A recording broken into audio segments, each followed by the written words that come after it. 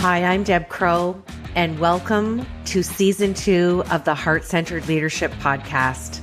This is a podcast where we connect, learn, and laugh together with strong leaders from all over the globe. Here, you will learn from peers you haven't even met yet. You will gain new tools to add to your leadership toolbox, because whether you're a C-suite executive or a first-time entrepreneur, we all contend with challenges, and there's always room for improvement if we choose to seek it. So please, pull up a chair and listen in. This is the Heart-Centered Leadership Podcast. Welcome back to Imperfect, the Heart-Centered Leadership Podcast. Today's podcast guest is so special. She was introduced to me by a very dear friend of mine that many of you know of, and he was on the podcast in season 1, and that is the ever so talented Tanmay Vora. A lot of you know of him through his sketch notes. So I wanted to give a shout out to him for aligning me and introducing me. And let me tell you a little bit about my guest today. We are traveling across the globe to Hong Kong to meet Soundari Mukherjea.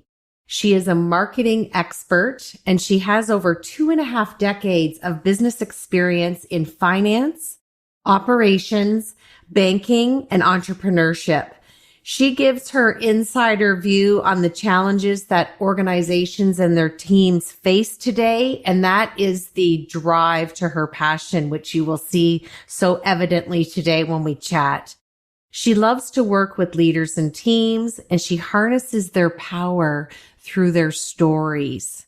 And she uses their stories to elevate business context, to engage, inspire, and influence.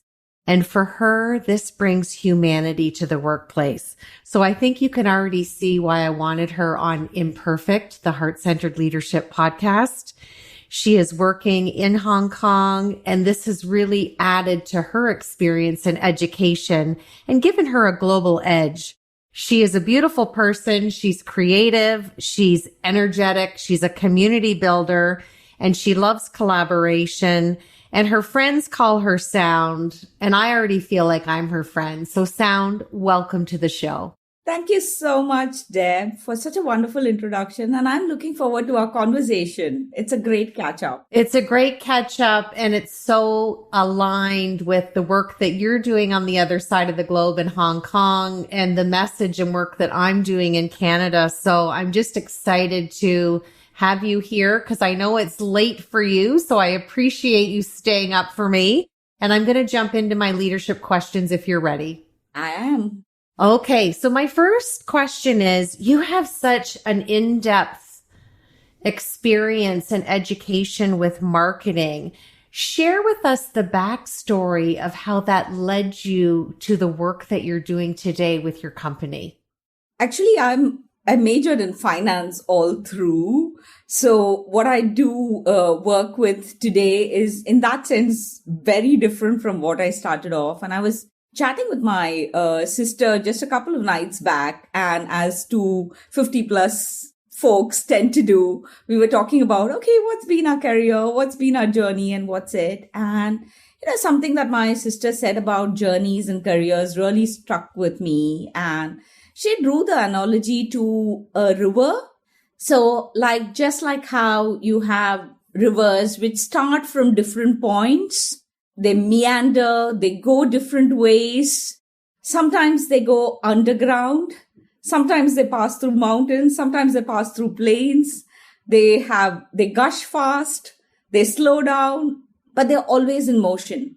So I think that's what the journey has been, not just marketing. It's been through finance. It's been through brand building, personal brand building more than marketing in the traditional sense of the word, and building communities and connecting with people. So just like, as she was saying it, and we just looked at each other and said, yes, in our own small ways, that's exactly what our journeys have been. And hopefully, as we've meandered, we've left some silt somewhere, we've touched some lives, we've left some footprints, and we've moved on.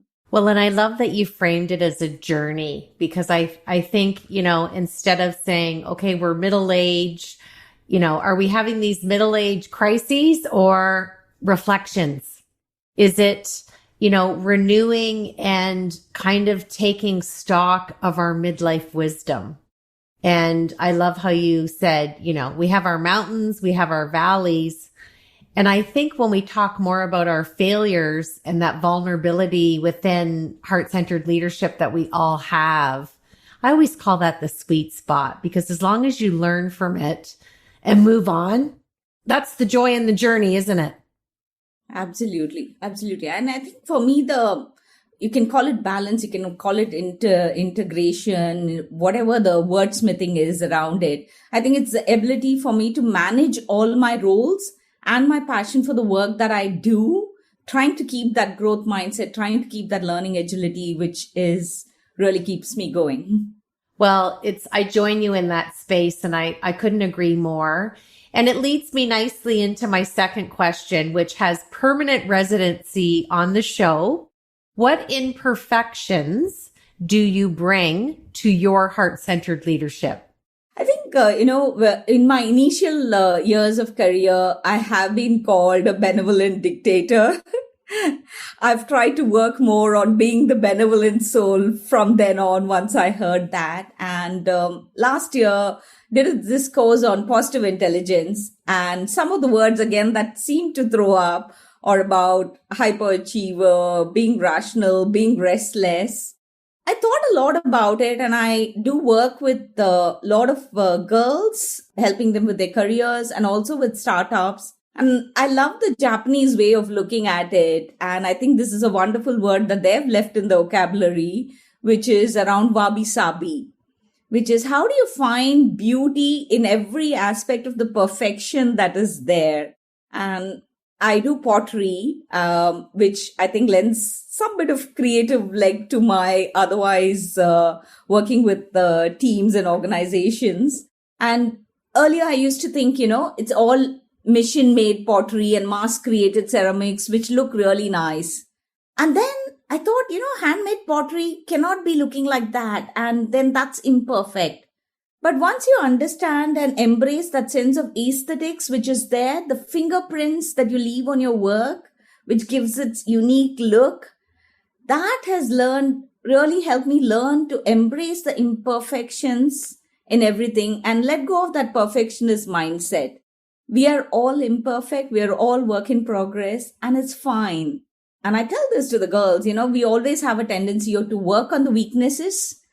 But why don't we look at accelerating our strengths and going forward with that? So yes, imperfect me to add to your podcast title, but happily embracing that. And I think the only caveat I would leave with it is, as long as it doesn't hurt anybody, work on, just embrace yourself. That was so beautifully answered. And I was hoping you were going to pull in the metaphor of your hobby of pottery, because I'm probably not going to pronunciate this properly. So please correct me.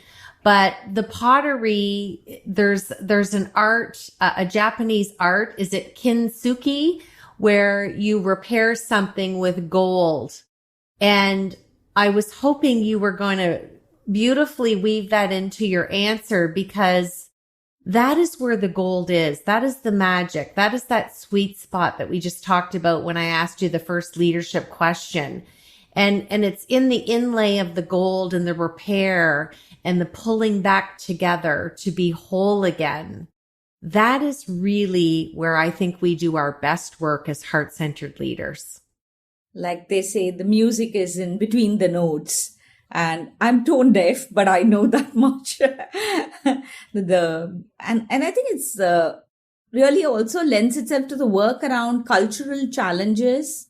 One of the works that I do with the organizations on, how do you look at when you're working at a diversity and inclusion issue, when you're looking at some of these complex issues, how do you bring in the element of vulnerability, sharing your stories, and in a way that your role modeling behavior, which is possibly a way to go forward, but also role modeling behavior which accepts you for who you are. I love Annette Simmons, who has written this book, Story Factor, one of the original, pioneers in that field. And I absolutely adore her work. And she talks about one of the times when she was facilitating a group of people at the Pentagon, mostly men. And there was a 2-star general in the room who was so full of himself. And at one point, he leans towards a female lieutenant colonel and he yells at her, "Why don't you just grow up?" And she just calmly leans forward and says, "I don't want to be disrespectful, sir, but could you be more specific?" And that just throws him out of gear. And probably this is one of those, the answers I wish I had said when I was faced with a similar situation kind of thing.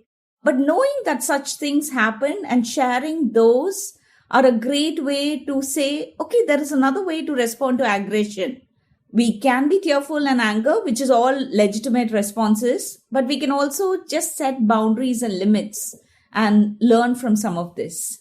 Well, and what I love about that is we've all sat in meetings or conferences where we've wanted to say something and then we've allowed the imposter syndrome or the fear to creep in.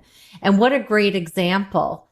Why not just allow yourself that vulnerability? Because sometimes I think the spoken word as humans and our verbal expression, at least in Canada, we use that cliche where our bark's worse than our bite.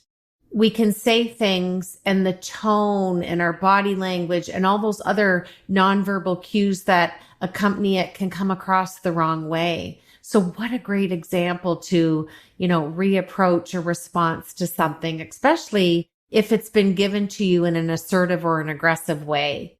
I love what you said about the imposter syndrome. And I think if I come across maybe as a confident person normally with anybody else who knows me for a long time, but there's that mind voice that occasionally plays. And a few months back, I was called to be on a panel talking about trust and business storytelling.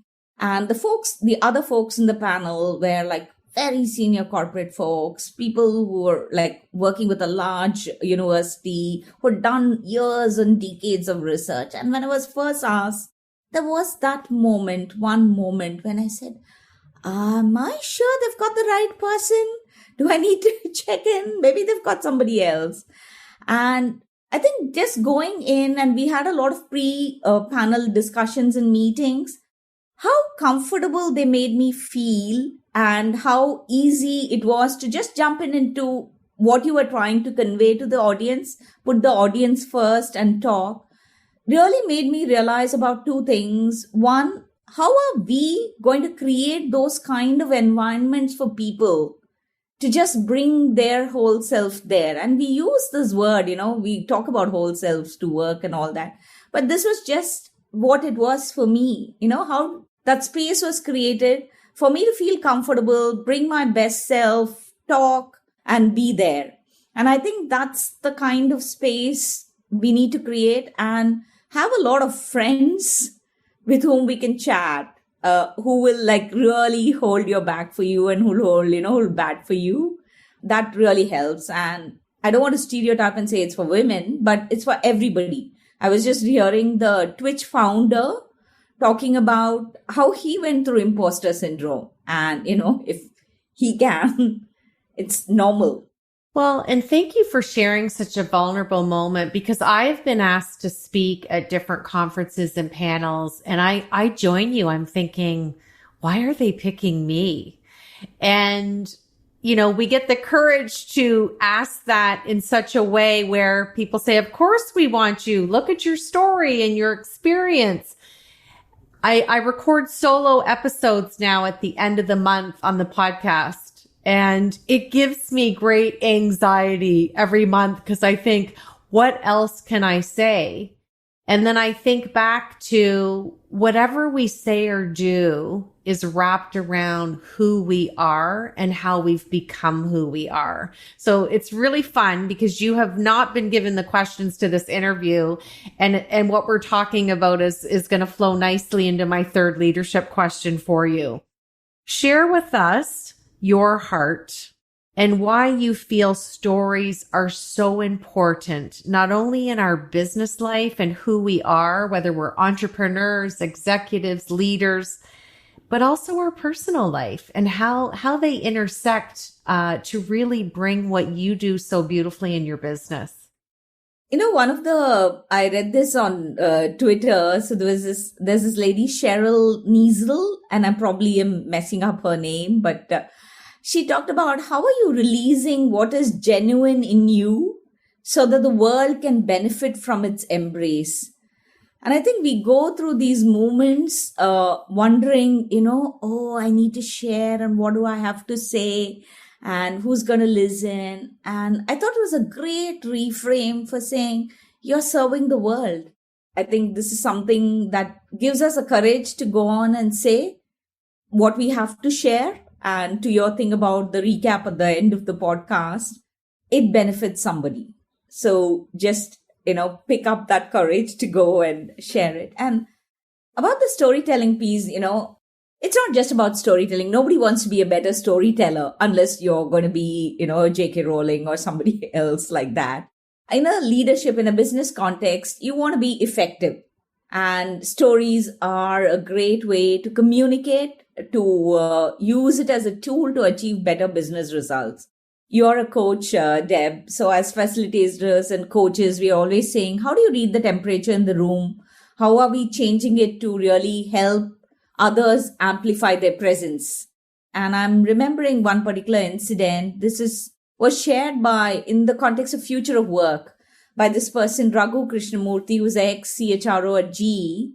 He talks about a person who was on the autistic spectrum, who was at the workplace. And the person was really struggling to pick up the cues on video calls when his organization started working from home. And 1 or 2 weeks, he was interrupting people when he shouldn't be interrupting. He was silent when he needed to speak. So he was missing all the cues. And that's when his manager really listened with her eyes. It doesn't matter if you're on Zoom or on Google Meet or whatever, you can still see the person, right? She called him up offline and she said, "What's wrong? Help me understand. You don't seem to be where you should be. And is there something I can do to help you?" And he was so grateful for the conversation. He told her that he was on the autism spectrum, though it's not very obvious. And he was struggling to pick up these cues. And his manager said, "No problem. I'll figure out a solution." And over the next couple of meeting, she instituted a new protocol saying every time somebody wanted to interrupt, they had to hold up a pink slip. Or if somebody finished talking, they had to say, "Roger," just like how you do in a walkie-talkie kind of a thing. And people found it strange in the beginning, but she explained that one of the colleagues is finding it difficult to follow.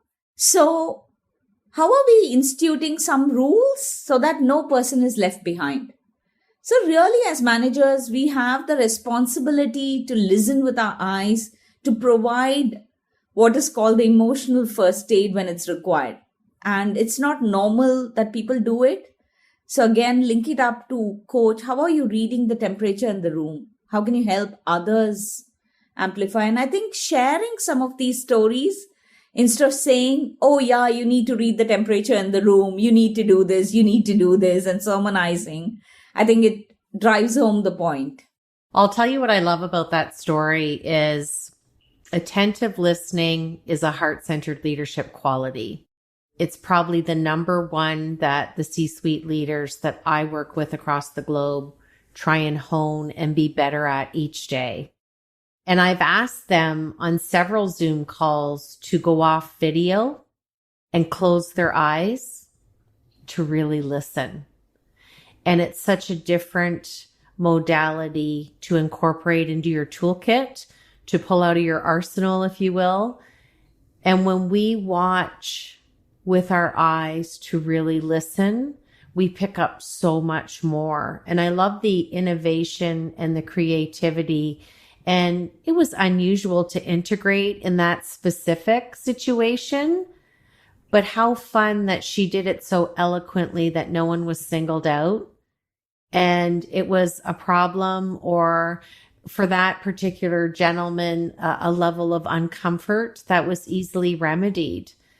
And it really is that easy if people pay more attention and listen and watch. That's a great example. Thank you for sharing that with us. No, thank you. I like what you highlighted about the fact that it's without saying who the person is or putting that person in a spot, making it so easy for them. And I'm from a culture where we have a lot of conversation overlays. We speak over each other. And this is something I am definitely trying to work harder on, to listen better. I have a response constructed in my mind, or it's coming, like typically as they say about listening, but I am definitely working harder on that now. I think everybody listening to the podcast can say that. Listening to be present and not worrying about formulating a response. Most times when somebody's conveying or sharing or really giving of their heart and it's emotional, they're not looking for feedback. They're just looking for validation. And that comes so beautifully when it's offered in a nonverbal way. So powerful. Okay, my last question is, I do believe when we first chatted, you told me you grew up in India. Am I correct in saying that? Absolutely. Share with us, because I think this is such a great question for you. What transferable skills do you feel you've brought to your leadership today and the role that you're doing in your business from another country, from growing up in another country to settling in Hong Kong? I know there's some wisdom and nuggets that you've transferred. So tell us what comes from top of mind when I ask you that question. It is going to be a top of the mind answer because I haven't thought about it.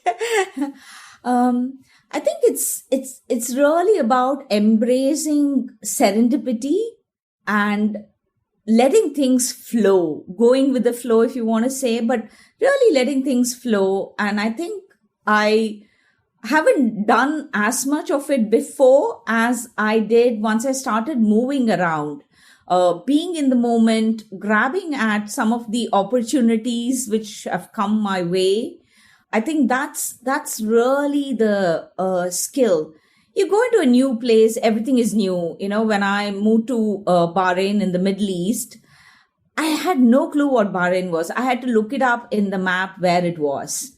We knew about Dubai, but we didn't know about Bahrain. So I had to really see, where is this? Oh, it's that tiny dot there.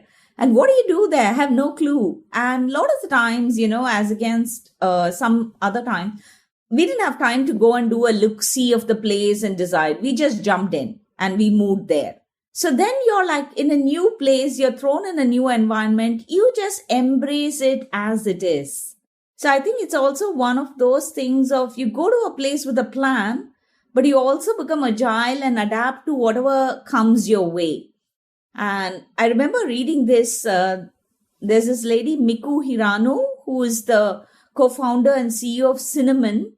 She talks about, we think we fixate our dreams with our current mind and the ability, and that limits ourselves. So I'm paraphrasing what she said. So we need to continuously update our dreams. As I grow, as I evolve, as I learn, so do my dreams. And literally looking at that for work. So in Bahrain, when I moved in, I had decided to take a break from work. And this was a part of the time when the river went underground. It was a sabbatical. And I think coming out and figuring out, and I found this friend of mine, he was a Basel II trainer. He was looking for contacts in Bahrain. He was working out of Saudi. And I said, yeah, okay, I'm willing to give it a shot. I have no clue what you do other than my banking experience, but please tell me how I can facilitate this. So we created some business development role which suited me for that time in life. I have to be honest about that and say that it worked out for me because I needed flexibility with a new place and a new life. But at the same time, it kept me relevant and interested. So sometimes it's what the market is asking, what are you seeking for, and what are the opportunities which are presenting your way. And that I think has stayed with me as I've moved, looked at Hong Kong, very vibrant, great environment. Again, how do you reinvent yourself as you go to every place? So keeping that curiosity going, having the growth mindset, exploring options, really looking at how can I bring my best self to others while encouraging others to really bring their best selves out, which is what we do through storytelling now. Absolutely. And where I align with you is my dad was an entrepreneur. So we moved every 2 years until high school. You never felt like you settled. You would just get into a community, feel like you're part of a community, get some friends, get going with some sports teams, just feeling like you were an integral part of a new community. So I resonate so much with you on that, because I didn't feel that until I landed in high school. And actually, I'm still in the same city, and it's the longest I've lived. And I've been here 41 years now, and having the fluency of starting at a school, but also finishing at a pivotal time.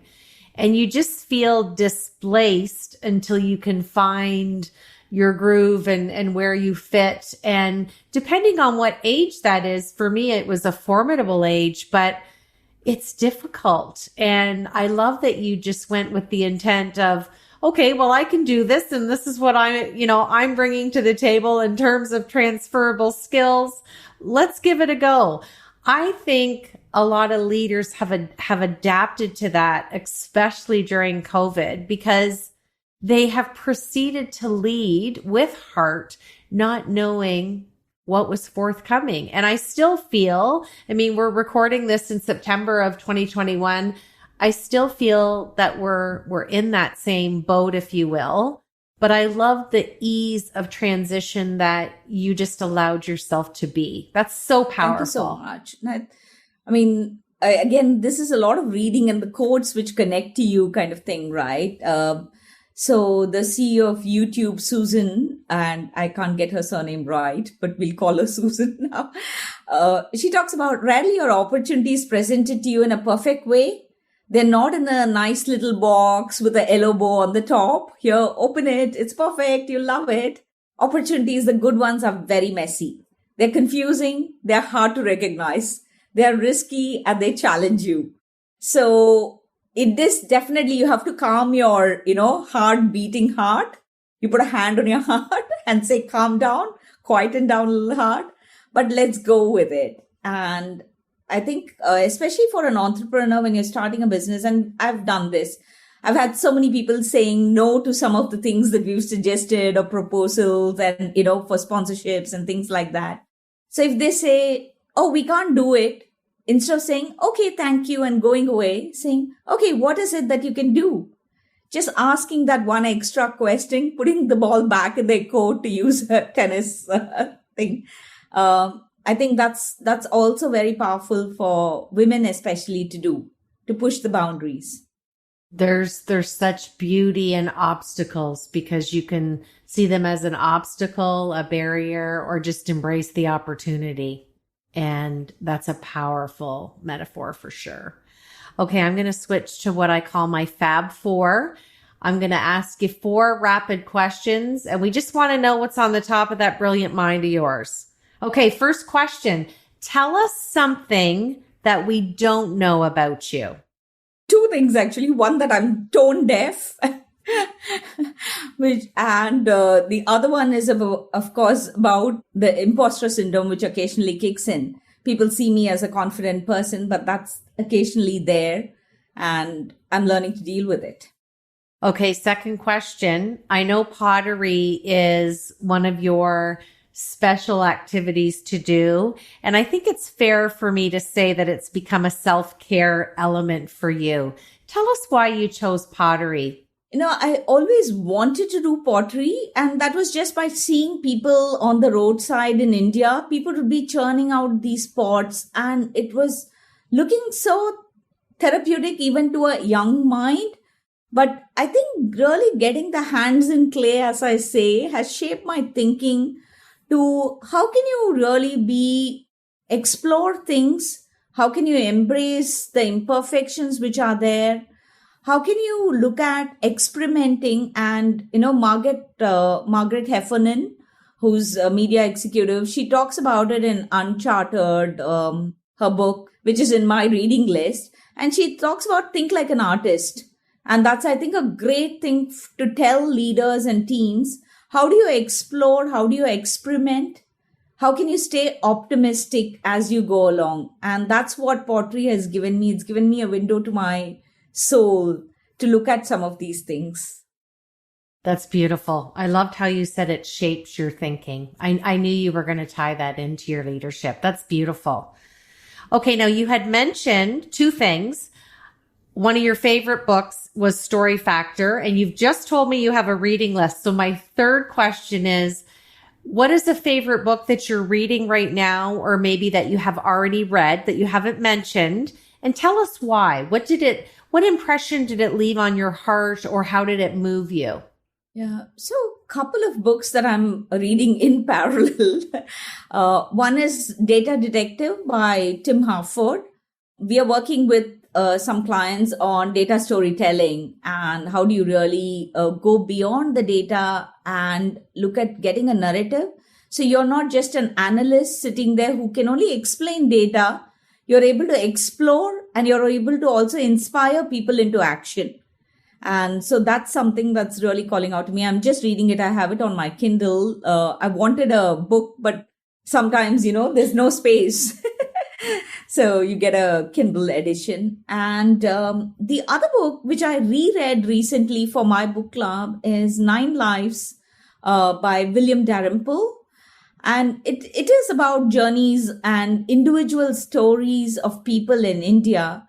But what really stood out for me, and this I found out only when I reread it, I had read it many years back. And, again, we pick up new insights from old books. So that's why they're best friends.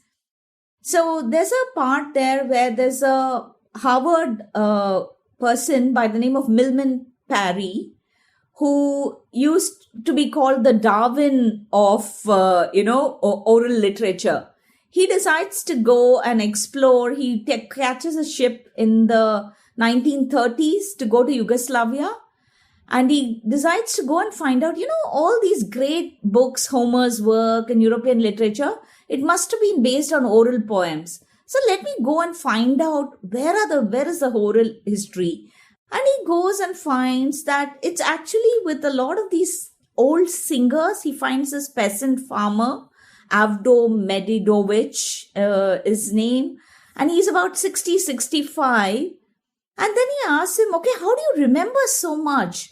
The poet is able to quote 15,000, 16,000 lines of oral literature. And he says, how do you remember so much? Do you know to read and write? And he says, no, I don't. And that was such a revelation because we put so much importance to education as we know it.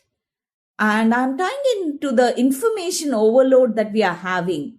And how do you make your messaging memorable?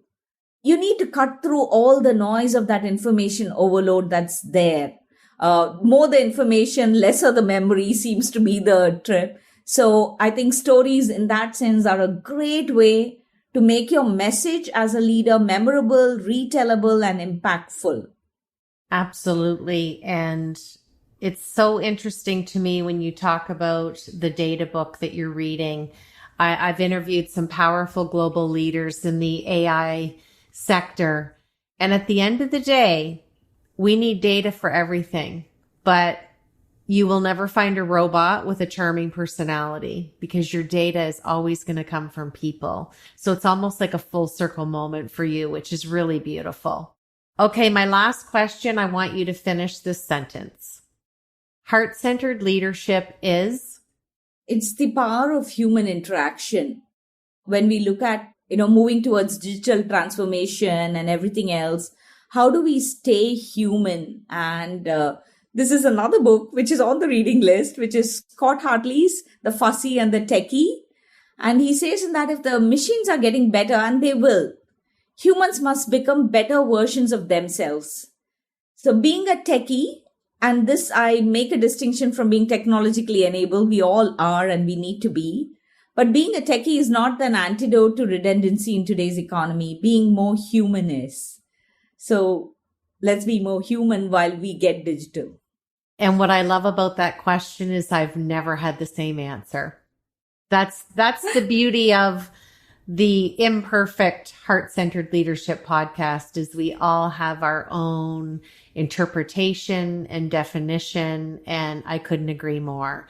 Well, thank you for staying up late in Hong Kong to talk to me today. It's been such a joy. Absolute pleasure, Deb. And I look forward to hearing your other podcasts as well, to learn more from the other leaders who are there. Like you said, the answers are different. And I'm a very black and white person. What you see is what you get kind of thing. But I've learned and understood that there are different shades. Absolutely. And, I think the blessing of COVID is we are now a borderless global society where we all can connect and link arms and help each other. And like you said earlier in your interview, there's always more than one way to approach something. So thank you so much for joining me today and sharing your heart. Thank you, Deb. You've been listening to the Heart-Centered Leadership Podcast. I'm Deb Crow. If you like what you heard today, please rate and review the show. And I'd love it if you'd visit my website at debcrow.com, where you can sign up for my newsletter and get access to the Heart-Centered Leadership Toolkit, all free of charge. Thanks for your time, and we'll see you again.